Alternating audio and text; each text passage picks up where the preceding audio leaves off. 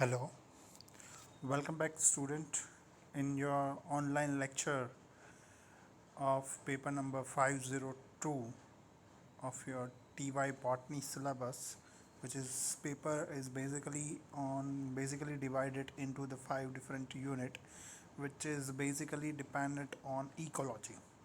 So, in today's lecture, we are going to study a brief or basic idea of ecology, where we are going to study what is ecology and what are the different factors include in ecology. So તમારા paper number 502 તમારા ટીવાય બોટનીના સિલેબસમાં paper number 502 જે પાંચ અલગ અલગ યુનિટમાં divided છે અને એ પાંચેય યુનિટનો બેઝિક કોન્સેપ્ટ એ ઇકોલોજી છે. બધા જ યુનિટ ડિપેન્ડિંગ ઓન ઇકોલોજી.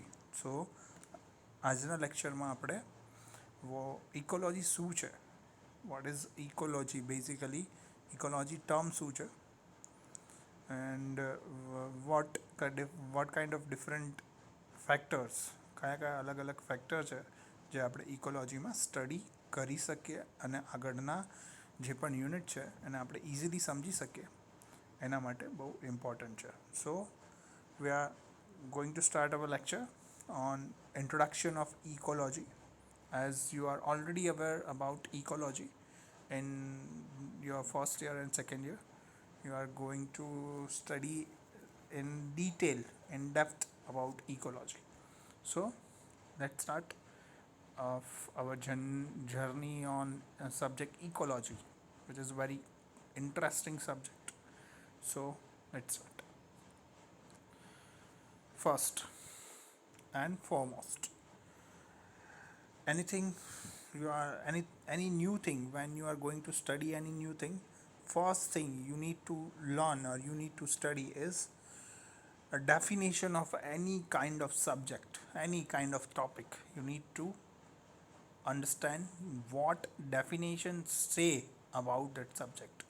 કોઈ પણ સબ્જેક્ટને ભણતા પહેલાં તમને એ સબ્જેક્ટ અથવા એ ટોપિક જે તમે ભણી રહ્યા છો, જે તમારા માટે નવો છે, એની ડેફિનેશન, એની વ્યાખ્યા શું છે, એ ડેફિનેશન શું કહેવા માગે છે સબ્જેક્ટ વિશે. If you can understand a definition of that subject in first attempt, તો પહેલી જ વખતમાં તમને એની ડેફિનેશન જો વ્યવસ્થિત સમજાઈ જશે, subject is very easy for you. જે સબ્જેક્ટ છે તમારા માટે બહુ ઇઝી બની જશે. સો ecology, what is the definition? The study of the relationship between biotic and abiotic factor in environment. So here definitions say that any kind of relation between a living thing and non-living thing, it is called as ecology. અહીંયા આપણને જે definition છે એ એવું કહે છે કે ecology જે છે એ સ્ટડી ઓફ રિલેશનશિપ બિટવીન, એટલે કે એવા પ્રકારનો વિષય છે કે જેની અંદર કોઈ પણ જીવિત અથવા તો અજીવિત, બાયોટિક અથવા તો એ બાયોટિક જે પણ ફેક્ટર છે એન્વાયરમેન્ટની અંદર, એ બંને વચ્ચેના રિલેશનશિપ શું છે એના જે સ્ટડી છે એને આપણે શું કહીશું, ઇકોલોજી. સો અહીંયા જે ઇમ્પોર્ટન્ટ વર્ડ છે એ યાદ રાખવા. મેં તમને આની પહેલાં ઘણીવાર કીધેલું છે. Again I am saying that કે કોઈ પણ ડેફિનેશનમાં કી વર્ડ્સ એ યાદ રાખવા અને એને એક્ઝામમાં લખવા બહુ ઇમ્પોર્ટન્ટ છે. If you miss out the key words, your definition will going to wrong and wrong. Any day it is wrong if you miss the keywords in your definition. So here the keyword is relationship, biotic and abiotic. These three are the keywords of this definition of ecology. Any kind of the definition you are writing in your exam, તમે તમારા પેપરની અંદર કોઈ પણ જગ્યાના, કોઈ પણ reference બુકના, કોઈ પણ મટીરિયલની અંદરથી ઇકોલોજીની ડેફિનેશન લખી શકશો, પણ એ લખતી વખતે આ ત્રણ વર્ડ હોવા જરૂરી છે. આ ત્રણ વર્ડ સાથે લખેલી કોઈ પણ ડેફિનેશન તમારા શબ્દોમાં લખેલી ડેફિનેશન સાચી પડશે. સો here you need to remember relationship between biotic and abiotic factor in environment. So don't worry about what is biotic and what is a biotic factor. We are going to study what is known as biotic and what is known to be abiotic. First, you need to understand or you need to remember that this definition by heart. A study of relationship between a biotic and abiotic factor in environment is called as ecology. Here two words are there in definition. In word ecology, it is a mixture of two different kind of word, eco plus logy. As you know or you aware, all the words in science, it is basically derived from the Latin or Greek word. So it has a meaning. First, eco, it means some about the root or some about a ecosystem or some about the environment related word.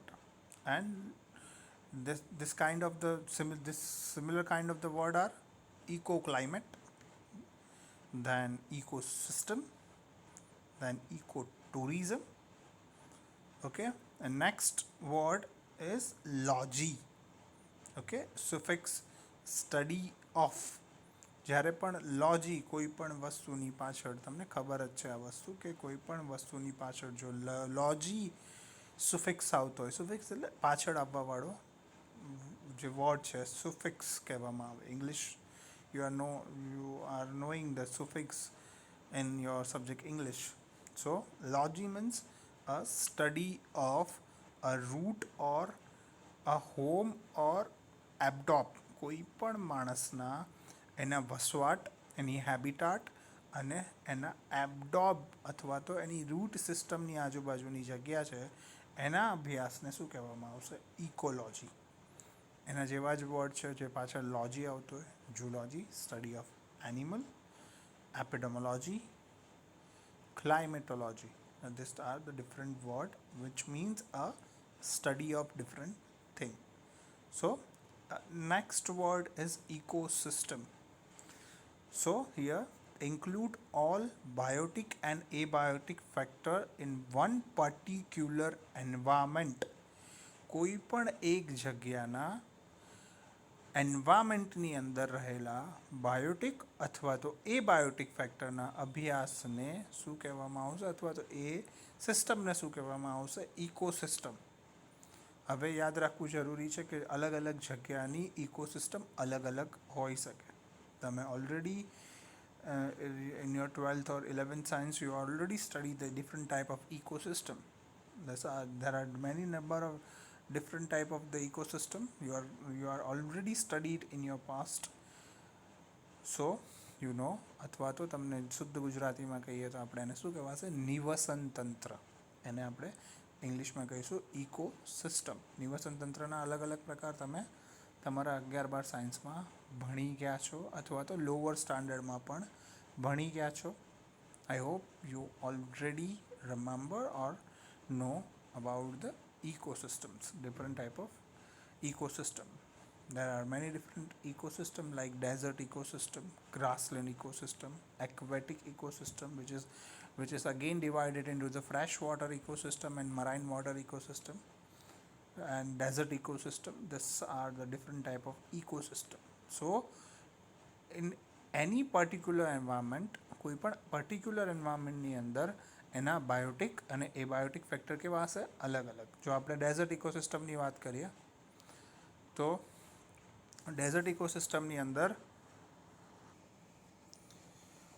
Dessert ઇકોસિસ્ટમની અંદર અલગ અલગ ટાઈપના Biotique અને એબાયોટિક factor હશે. ત્યાં જોવા મળતા living organism અને નોન લિવિંગ ઓર્ગેનિઝમ કેવા હશે? અલગ અલગ હશે. જ્યારે ડેઝર્ટ ઇકોસિસ્ટમની કમ્પેરમાં જો આપણે ગ્રાસલેન્ડ ઇકોસિસ્ટમ અથવા ફોરેસ્ટ ઇકોસિસ્ટમ અથવા તો મરાઇન ઇકોસિસ્ટમની કમ્પેરિઝન કરીએ તો આ બધા જ ઇકોસિસ્ટમની અંદર, બધા જ નિવસન તંત્રની અંદર એના બાયોટિક અને એબાયોટિક ફેક્ટર અલગ અલગ હશે. અને આ બાયોટિક અને એબાયોટિક ફેક્ટર અલગ અલગ હોવાના લીધે આ બધા જ ઇકોસિસ્ટમના જે લક્ષણો, કેરેક્ટર છે એ કેવા હશે? અલગ અલગ. So here biotic factor and abiotic factor. હવે બાયોટિક ફેક્ટર કોને કહેવાશે? All living part of ecosystem, કોઈ પણ એક નિવસન તંત્રની અંદર એના લિવિંગ પાર્ટ જે સજીવ છે એને આપણે શું કહીશું? Biotic factor. And abiotic factor a non living part of an ecosystem known as an abiotic factor. કોઈ પણ ઇકોસિસ્ટમ અથવા તો નિવસન તંત્રની અંદર રહેલા નોન લિવિંગ નિર્જીવ પદાર્થોને આપણે શું કહેવામાં આવશે? એબાયોટિક ફેક્ટર. તો આ બધા જ જે પણ ટાઈપના ઇકોસિસ્ટમ આપણે વાત કરીએ, desert, grassland, marine water, fresh water, forest ecosystem, આ બધા જની અંદર એના બાયોટિક એટલે કે લિવિંગ અને એબાયોટિક એટલે કે નોન લિવિંગ જે પાર્ટ છે એ કેવા હશે? અલગ અલગ હશે, જેના લીધે ઇકોસિસ્ટમ એટલે કે નિવસન તંત્રના લક્ષણો અલગ અલગ તમને જોવા મળશે. Okay, next, what is Biotique factor? હવે આપણે કીધું કે બાયોટિક ફેક્ટર ને એબાયોટિક ફેક્ટર છે એ બધા જ નિવસન તંત્રની અંદર અલગ અલગ હશે. તો હવે જાણવું જરૂરી છે કે બાયોટિક ફેક્ટર શું છે. બેઝિકલી એની અંદર આપણે કઈ કઈ વસ્તુને ઇન્ક્લુડ કરી શકીએ? તો Biotique factor includes plants, animal, fungi and microorganism. In short, we can say that all living organisms are included as Biotique factor in any ecosystem. કોઈ પણ નિવસન તંત્રની અંદર વસતા બધા જ પ્રકારના સજીવોને આપણે શું કહી શકીશું? Biotique factor. Clear? Okay, Biotique means a root life. Biology, you know that. Biostatistic, a statistic of any biological or living organism નું જે પણ સ્ટેટિસ્ટિક થાય છે એને શું કહેવાશે? બાયોસ્ટેટિસ્ટિક.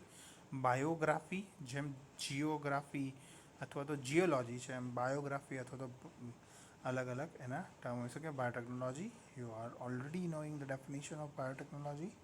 Then biosphere, you are knowing the different type of the, you already know that the different type of the spheres are there in earth system. જે આપણી જે પૃથ્વી છે એની અંદર અલગ અલગ પ્રકારના લેયર આવેલા છે, બાયોસ્ફિયર, સ્ટ્રેટોસ્ફિયર, ટ્રોપોસ્ફિયર. તો એમાંથી એક છે બાયોસ્ફિયર, બાયોમિકેનિઝમ એન્ડ બાયોટિક. આ બધા જે બાયોલોજિકલ એટલે કે લિવિંગ ઓર્ગેનિઝમ સાથે સંકળાયેલા જે ટર્મ છે એ આપણે જોઈ ગયા. Okay, example of Biotique factor. કયા કયા એક્ઝામ્પલ હોઈ શકે?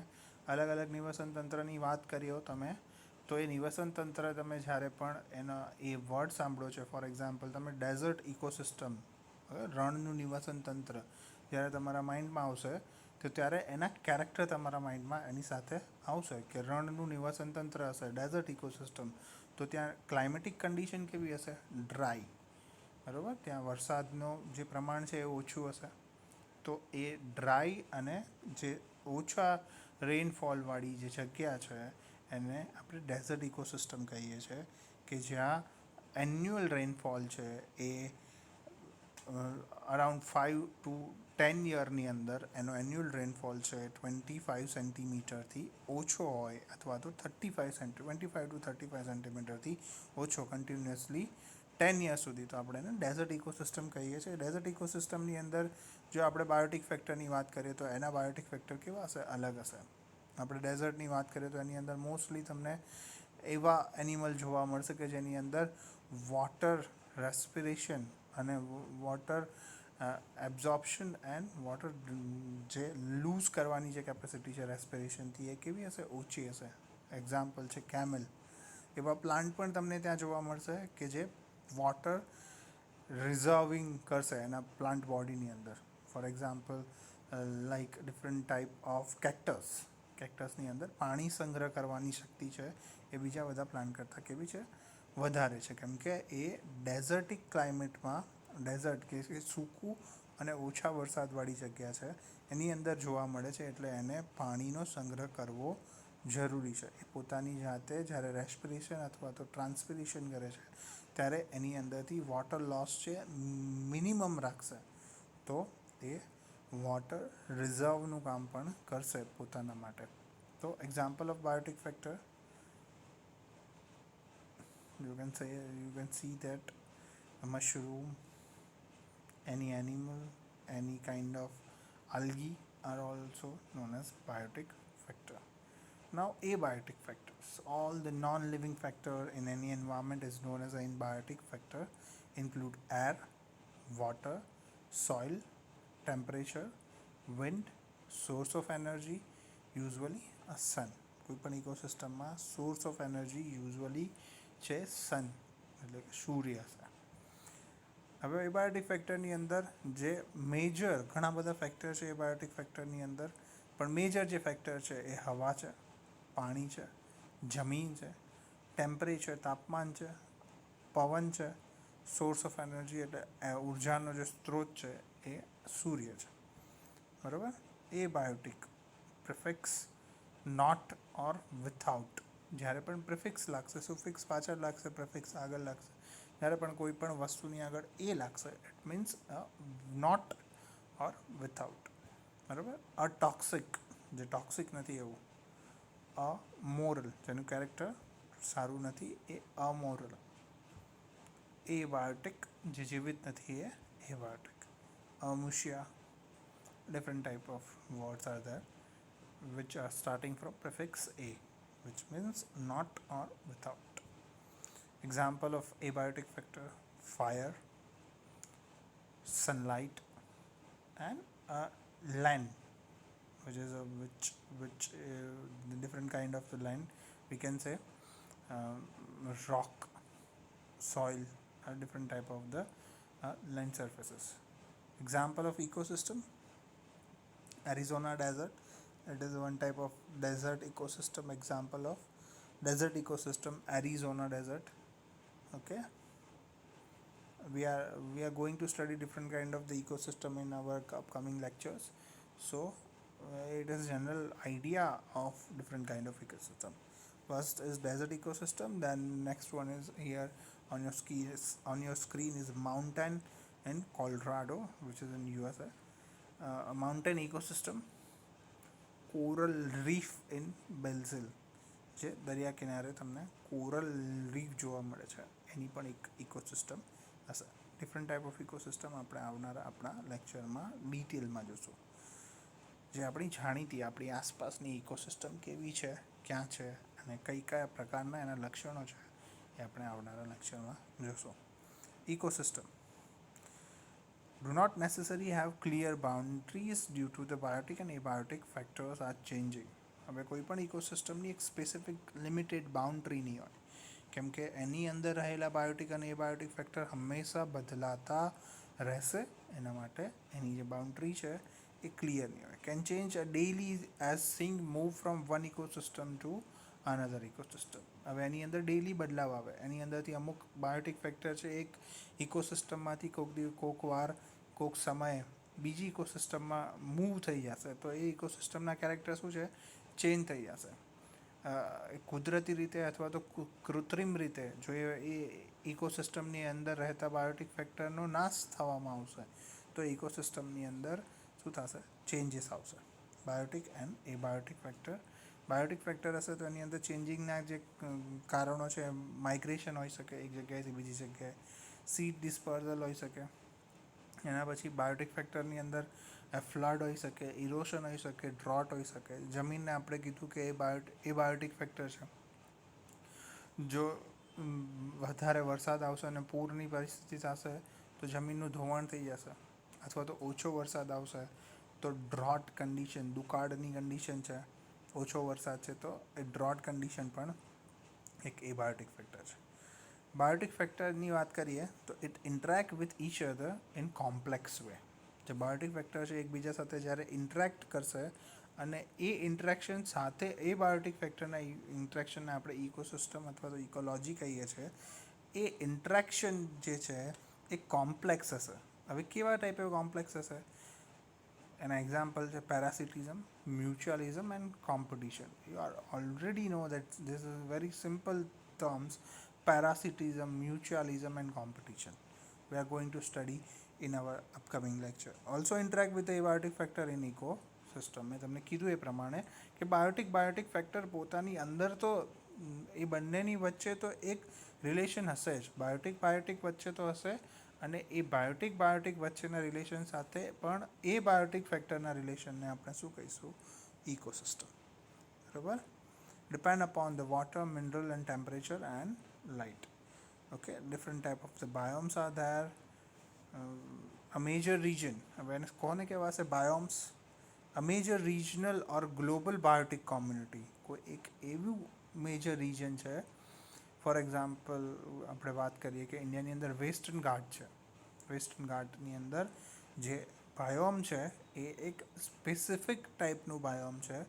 એની અંદર ડોમિનન્ટ કેરેક્ટર છે, તો એને આપણે શું કહીશું? Biome. A major region or global biotic community or super ecosystem defined chiefly by dominant form of the plant life and prevailing climate. આપણે વાત કરી કે પશ્ચિમ ઘાટ, કે એક લાંબો એરિયા છે આપણા પશ્ચિમ તટ ઉપર કે જેને આપણે પશ્ચિમ ઘાટ તરીકે ઓળખીએ છીએ. એની અંદર પ્રિવેલિંગ ક્લાઇમેટ એટલે કે ત્યાં ક્લાઇમેટિક કન્ડિશન કેવી છે? એક જેવી જ છે. મહારાષ્ટ્રથી ચાલુ કરીને ગુજરાત, મહારાષ્ટ્ર બંનેની વચ્ચેથી ચાલુ કરીને છે કેરળ સુધી આપણને પશ્ચિમ ઘાટ જોવા મળે છે. તો આખા પટ્ટાની અંદર ક્લાઇમેટિક કન્ડિશન કેવી હશે? પ્રિવેલિંગ, એક સરખી તમને જોવા મળશે. એની અંદર જોવા મળતા તમે પ્લાન્ટ છે, એની અંદર ઘણા બધા પ્લાન્ટ છે, ડોમિનન્ટ પ્લાન્ટ હશે અલગ અલગ જગ્યાના. તો એ શું છે? બાયોમ છે. Major biome of the world. Desert છે, એક ટાઈપનો બાયોમ છે. ગ્રાસલેન્ડ છે, ટ્રોપિકલ રેઇન ફોરેસ્ટ છે, ટ્રોપિક ઓફ કેન્સર અથવા તો એ જે ટ્રોપિક વિષુવવૃત્ત છે એની આજુબાજુના જે ફોરેસ્ટ છે જ્યાં વરસાદ કન્ટિન્યુઅસ પડે છે એને શું કહેવાય છે? Tropical rain forest. Deciduous forest, પાનખર જંગલો જેને આપણે ડેસિડિયસ ફોરેસ્ટ કહીએ છીએ. કોનિફેરિયસ ફોરેસ્ટ, ઠંડા પ્રદેશની અંદર જે ફોરેસ્ટ છે એ કોનિફેરિયસ હશે. શંકુ આકારના જંગલો, શંકુ આકારના વૃક્ષ ધરાવતા જંગલો, તેને કહેવાય છે કોનિફેરસ ફોરેસ્ટ. તુન્દ્રા, કે જ્યાં બહુ જ વધારે પડતી ઠંડી પડે છે, જ્યાં પ્લાન્ટ લાઈફ જનરલી પોસિબલ નથી, તો એને શું કહેવાશે? Tundra. And ocean, you are already aware about it. Level of organisation, કોઈ પણ ઇકોસિસ્ટમની અંદર ઓર્ગનાઇઝેશનનું લેવલ કેવું હશે? તો સ્ટાર્ટિંગ ફ્રોમ સેલ, આ તમને ખબર જ છે, પણ ક્વિક રિવિઝન કરીએ. Smallest unit of living thing, તો એને શું કહેવાશે? સેલ. અને બીજી ડેફિનેશન પણ આપણે ઘણી બધી વાર જોઈ ગયા છે. Structural and functional unit of a living organism. કોઈ પણ સજીવનો સ્ટ્રક્ચરલ, ક્રિયાત્મક અને કાર્યાત્મક એકમ છે એને આપણે શું કહીએ છીએ? સેલ અથવા તો કોષ. એક કરતાં વધારે સેલ ભેગા થઈને શું બનાવશે? Tissue. A group of similar cell organise to work together.